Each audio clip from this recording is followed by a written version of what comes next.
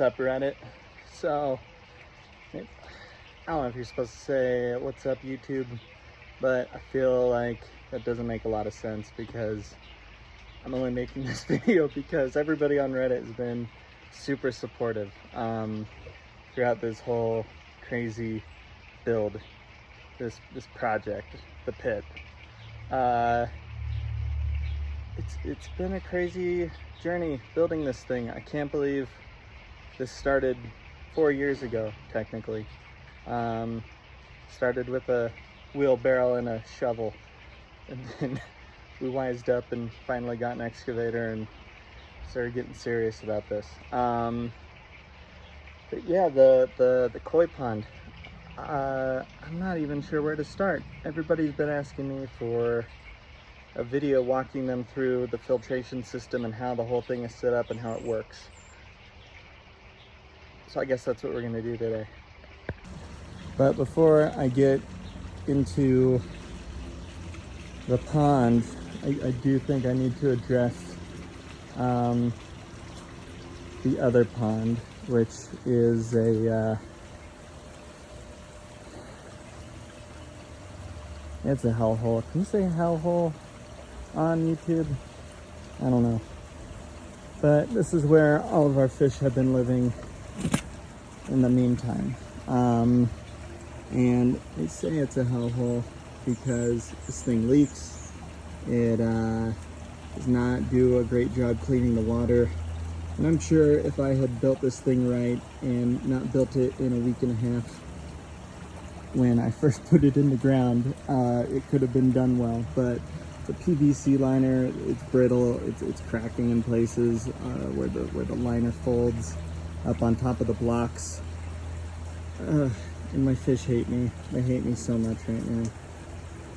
This last weekend, I had to pull a couple of them out to take a closer look at some sores and things that we had to dress and disinfect and go through, and that was kind of its own ordeal.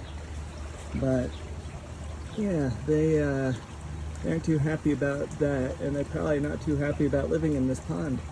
Not that they know any different, but they probably think, this jerk, he just stuck us in this hole in the backyard and it sucks in here. And I don't blame them for thinking that. I really don't. But now we'll get into the actual pond and what's going on there. So, the pit. I guess we'll start right here with the skimmer. So this is a helix skimmer, and it's pretty self-explanatory how it works. What I like about it is the fact that it skims from the top and that the fish can swim into the box and then back out of the box, or at least the smaller fish can. It does also have an auto top off that I put in this float valve right here. And that is ran back into the house. So, back in the house. All right, our house is ancient. It was built in 1908, so it's an old house. But this is how the auto top off works. That is the valve to turn it on and off. And this is well, basically it's a drain, but it's also an air tube, because from here, going that direction, this pipe, see if I can get it to focus. Maybe if I move my hand, there we go. That pipe goes downhill all the way to the skimmer. And down at the base of the skimmer, there's an irrigation box. So if I shut that valve off right there, so there's no water coming through it, I open that valve and I open up the valve in the irrigation box, this whole line can drain, and then it's good for winter because we get cold winters. Oh, hey, buddy. Winston, hey, what are you doing down here? This is the irrigation box that I had to dig this whole thing out so I could get a 4-inch line into the bottom of the skimmer, because that 4-inch bulkhead would not fit right here. I had a 2-inch originally. I was gonna have the skimmer be on its own pump, and then I realized if I have a gravity fed drum, it makes a lot more sense to have the skimmer and the bottom drains all run off of the drum, or have the water run through the drum, I mean. But anyways, when I dug that out, this got all messed up. I need to get this all done right.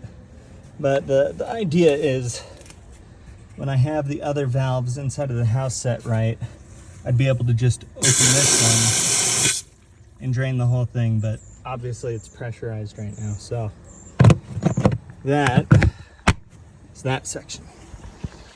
And then we have the 3 bottom drains in the pond. They're all aerated bottom drains. Trying to remember who the manufacturer for these was, but I believe they are Rhino bottom drains. Bought these and put them in like 2 years ago, so I can't even recall now. I realized I lied before. There is one fish in this pond, and it's this little guy right here. And he's been our sad attempt to make this thing not feel so empty. The only reason we haven't moved the fish yet is because this thing, the water needs to cycle, and it's actually, I think it's about there. And I'll explain that a little bit more in a little while. But let's go into the filter room.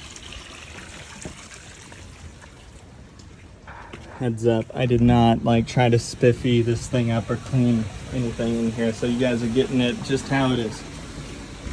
So, since we started with the skimmer, we'll start with the skimmer in here. So right here is the 4-inch pipe that feeds from the skimmer into the pump house, and everything is gravity fed, so it all gets displaced and then it goes down the pipes the natural way the water would flow.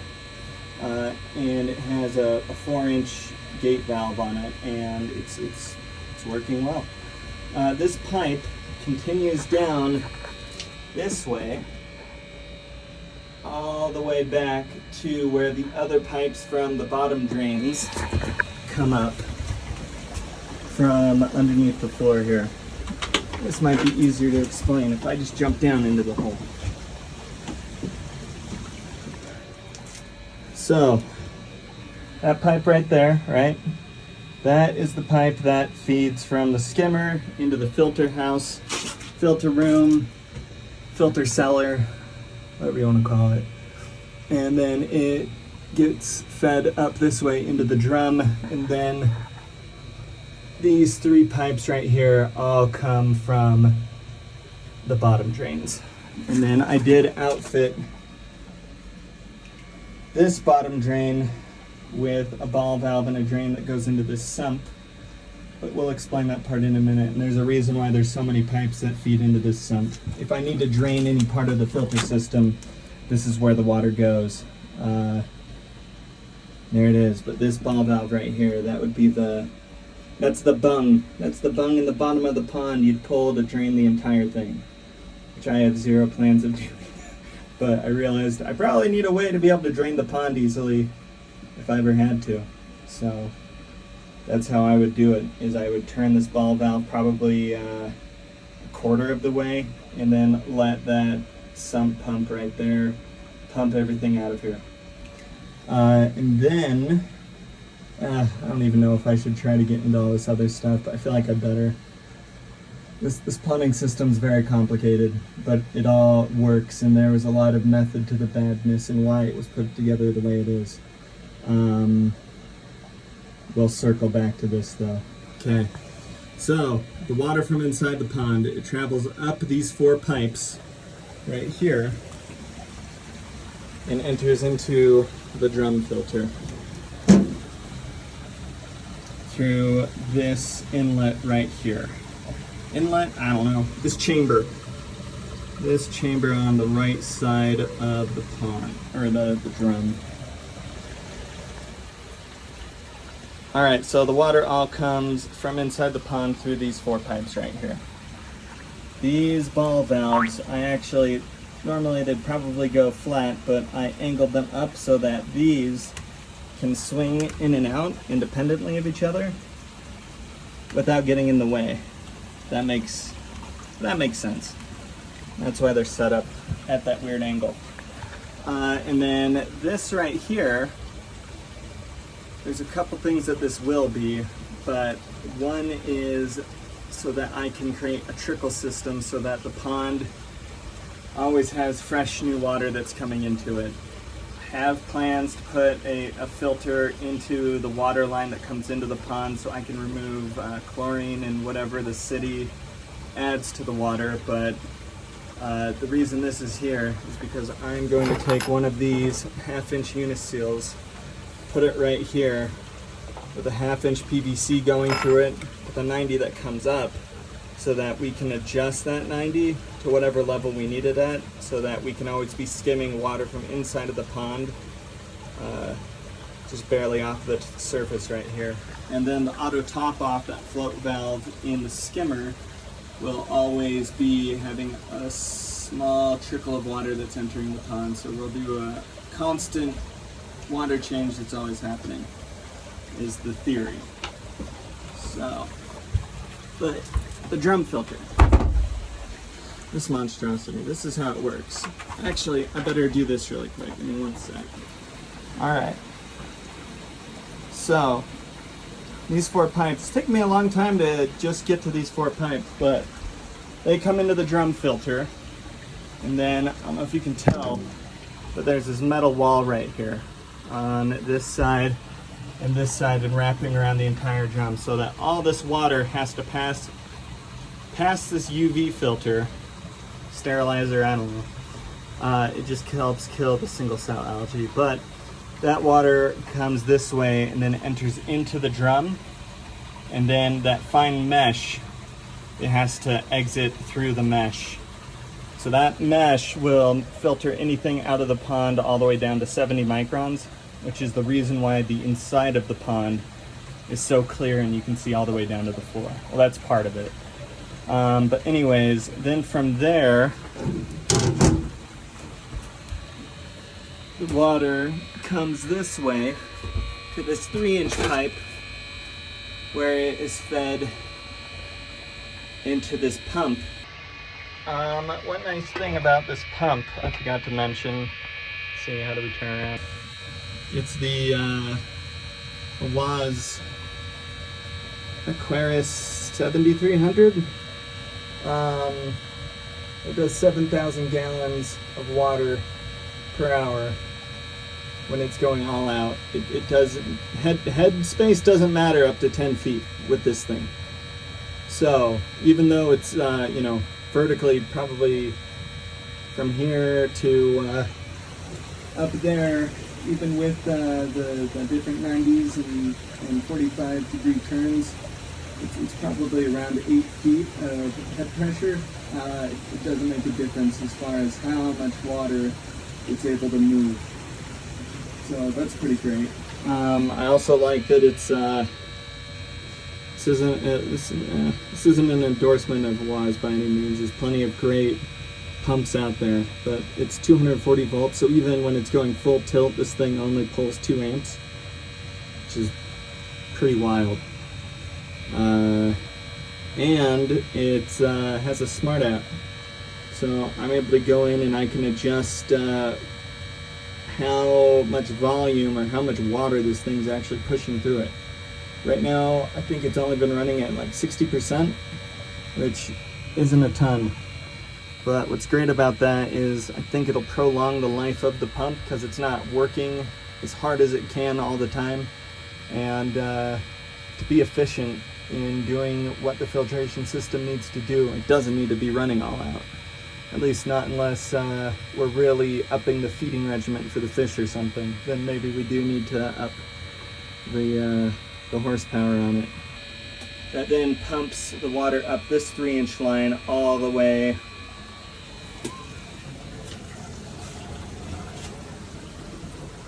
here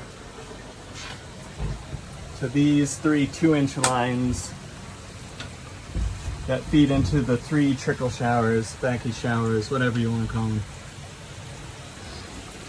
And these showers are filled with ceramic media.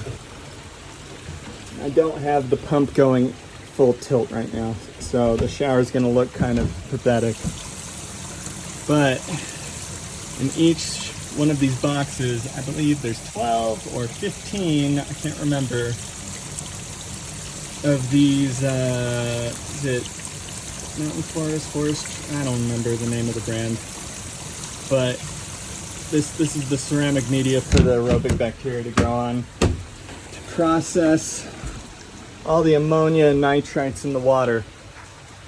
And then from here, these 3 bottom containers are all linked together by 3 2-inch pipes going between the walls inside of them, if that makes sense. So everything drains from here to the center and from here to the center, and then it all comes down this 4-inch line. And this 4-inch line feeds directly back into the upper reservoir where I have all the plants right now. Hey, Olive. You can see where the water comes up. I think in hindsight, the only thing I might have done a little bit different is maybe have had the return inside of that upper reservoir go to the center. But inside of this reservoir, I have, I don't know if you can tell what this stuff right here is, but that is actually, these are just plastic pallets that I cut to fit so that they would all slide into this space. They have cinder blocks underneath them. There's really, I think maybe 4 cinder blocks in this whole arrangement that these sit on top of, so that it elevates this high enough that all of the pots are tall enough that the plants can reach out of the water. So, all the plants, all the pretty plants. And that's gonna help reduce the amount of nitrates I have in the pond without having to do as many water changes. So, that's what we got there. But wait, there's more. After the water goes down these 2-inch pipes, that 3-inch line at the top actually continues this way, all the way down into this 4-inch line that then turns into a 6-inch line that is filled with K1 media. And I have it covered by this nasty tarp right now because I noticed that there was algae growing on it and I needed to reduce the amount of light that was coming into here. That's the only downside to having a clear roof over the filter room. But that's okay. We'll make do. And then, let's see. The water comes up through this filter, and there's actually a setup so that this will be aerated. It will have air that's pumped up through here, so it's always turning all this media. And once that happens, I don't think we'll have to worry about the algae as much. But the algae looks like it's all gone. This is just bacteria that's growing now. Anyways, it comes to this shower right here that showers down over this K3 media, and it comes down this way. And the point of that shower right here is to try to get as much, I guess, oxygenation as possible into the water so that we get bubbling in here. I actually only used this clear pipe right here because it was at my local irrigation supply house and it was sitting on the shelf for months and months and nobody was taking it because it's 2.5 inch, which is a really weird size. Can't even remember the last time I saw a 2.5 inch pipe anywhere. So I eventually bought it when it sat long enough and they were discounting it at a pretty good amount. What I like about it is I have a way to be able to disconnect this whole arrangement right here from the 2 towers if I need to, but you can, here's the reason. The reason I went with this clear fitting though, this union, is because I can see how much bubbling is actually happening in here. And the intent is that this pipe here will be able to serve as basically a gravity-fed protein skimmer or a fractitioner or whatever you want to call it. This pipe is too long though. I need to shorten this thing so that the foam that it will create will actually be able to make it out through here into a big 5-gallon bucket I'm going to put on top of the drum. And that's that section You know, there's more little details here and there I could get into, and I should probably get into some of them. Explain why there's so many freaking pipes in here. Actually, I think I'll start with this one right here. If you notice down in the pit, there are all these pipes that lead down into the 55-gallon drum where the sump pump is located. So these pipes are also, I can drain different section of the filter system if I had to.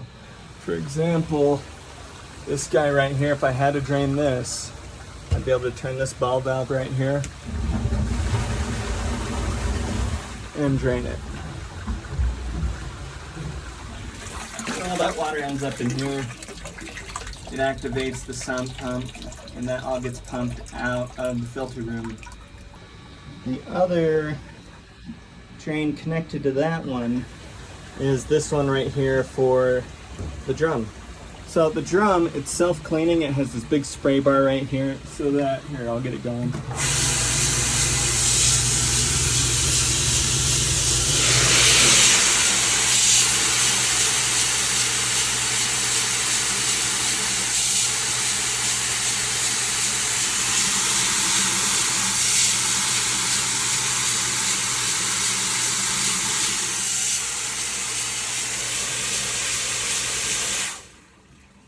Realize the spray head is spraying weird. Gonna have to get that addressed. But I don't know if you noticed, all that water was getting sprayed into this trough right here, right? Well, that trough catches the water, it goes down that line right there, and then also ends up in the sump pump. And I think the last drain that really comes into here is from the 4-inch, oh, never mind. There's 2 more drains. There's so many drains that go into the sump.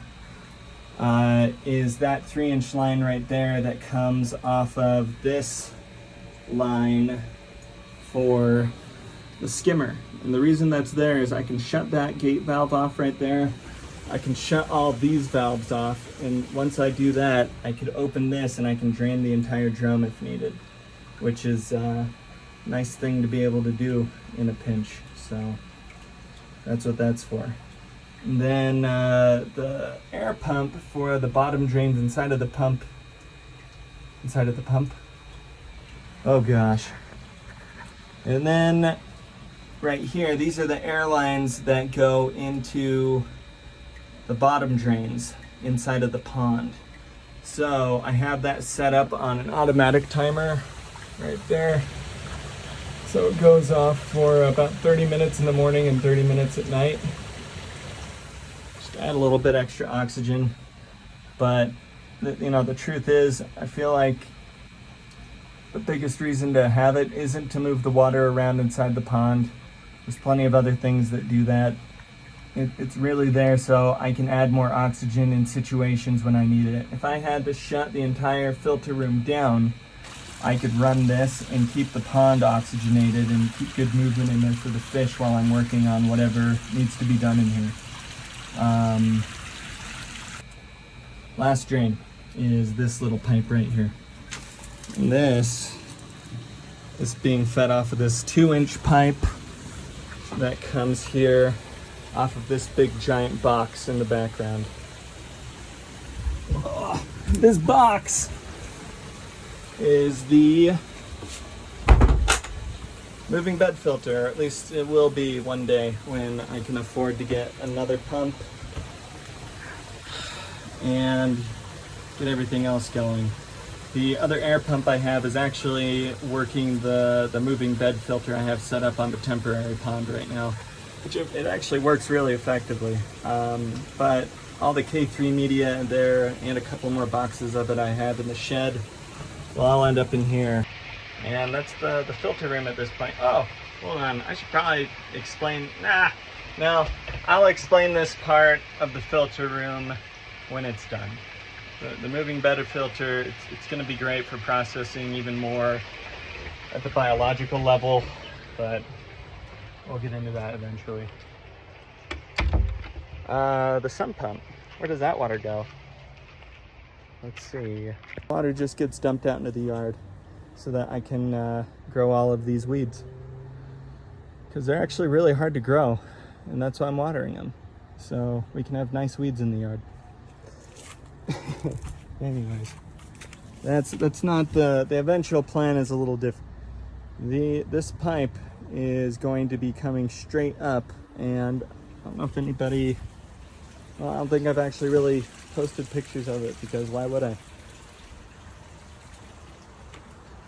This guy right here. My plan is to get a few more of these 250-gallon tanks, and these are all going to be stacked behind the filter room. And that water is going to end up going into these tanks with the intention of one day when I do redo my entire landscape, I'm going to hook my irrigation system up to these pipes. And so I'll be able to recycle all of the pond water with pre-fertilized plant food. That's the plan. That is the plan. Fish are going to be moving in here this weekend. I've checked the water several times now, and we're in a good place. I actually started dosing the pond with small amounts of ammonia, just straight, clear, clean ammonia, so that I could get the biological bacteria all growing faster. At least giving it a food source, since there's no fish in here producing ammonia to feed it. And that's actually worked really well. I've been using my water testing kits to kind of track how quickly the ammonia is depleted from the water, how many parts per million, and it's gone well.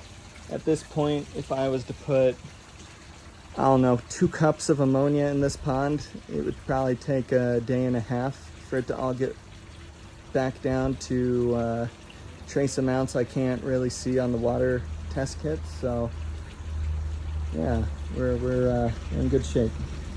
I think we're ready to move the fish. That's where we're at. Well, I'm trying to think if there was anything else people were curious about as far as the filtration system goes. I know I still need to explain oh, actually, here we go. I can show you what the moving bed filter will kind of be eventually. Because this is what I have going in here right now. So the air pump buffets the media around, keeps it agitated and moving, oxygenates it, and creates a great place for bacteria to grow. All the kind of bacteria we want, hopefully. Winston. Hmm?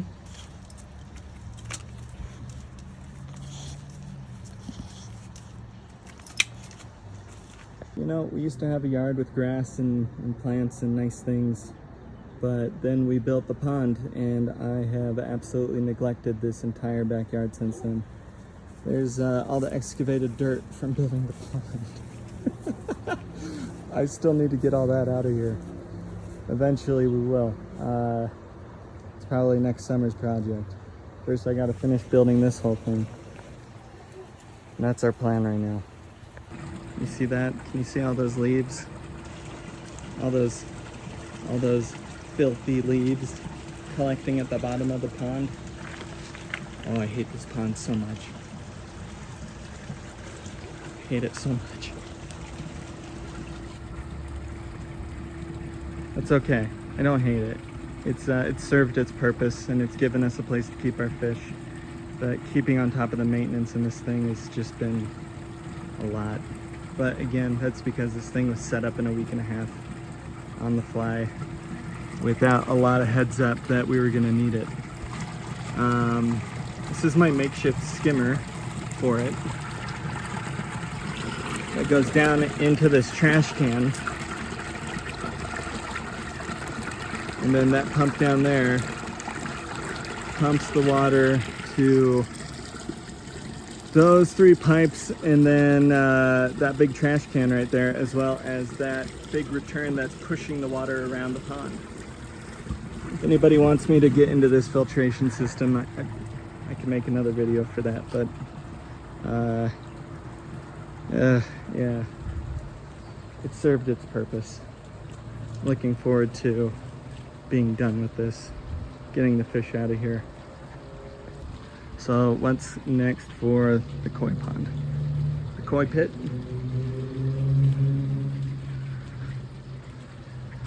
Well, this whole space right here is going to be a deck that steps up so that it won't come all the way to being level with the wall, the top caps on the wall. It'll probably come up to about right here-ish. And it's just gonna create a better place for us to be able to sit and enjoy the fish and all that. But again, all my lovely weeds. All my lovely weeds. My garden of weeds. Oh, that's it. That's the pit. Really happy with it. It's been a lot of work. It's been a lot of work. But we're finally, it felt like this hill, we were rolling a giant boulder up forever, and it feels like the hill's starting to level out a little bit now. And maybe we'll be rolling down the hill soon? I don't know. It'll be good. It'll be good to finally be at a point where we can just sit here and enjoy it. Everybody's been asking if you can swim in it. You can. We've done it 3 times now. It's been fun. What else? I can't remember what people have been asking about on Reddit. Well, if you have questions, let me know. Let me know what you want to know about the pit. Yes, well, I guess since this is going on YouTube, you can ask me there or on Reddit. I'm not trying to become a koi pond YouTuber. So we'll yeah, smash that like and subscribe. Am I doing it? Am I influencing? I don't know. Well, anyways, I just wanted to say thanks, Reddit, for everybody who's rooted for us and cheered me on building this thing.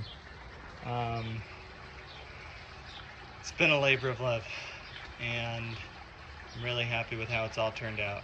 So if you guys have any questions, let me know. All right, we're doing it. We're gonna post this video. We're gonna post the video. Gonna post the video. Gonna post it. Gonna post it. All right, just got done editing all that. I don't remember why I was making this part of the video. Oh yeah, this Sunday, June. I'm just gonna write it in here. Now that I know how to.